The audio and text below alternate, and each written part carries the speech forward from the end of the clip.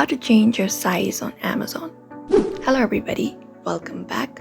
If you're wondering how, you may follow up this method. So go ahead and open up Amazon shopping app, or you may head over to website as well. And then once you open up the app, you will be finding something this kind of interface. So all you gotta do is from here head over to the bottom right of the three horizontal lines, tap on it, and then from here your shortcuts opens up. So go to account, and account settings opens up.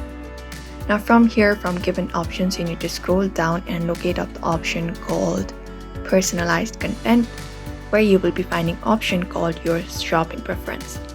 Go ahead and tap on it, and when you tap on it, here you will be clothing and shoes preference.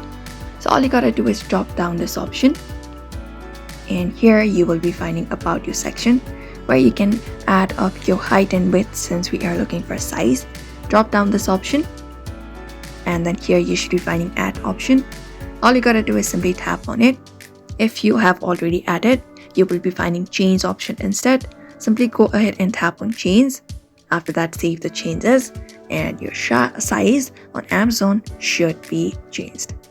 So that is how you change your size on Amazon following up this method. So I hope this video was helpful, and thank you for watching this video.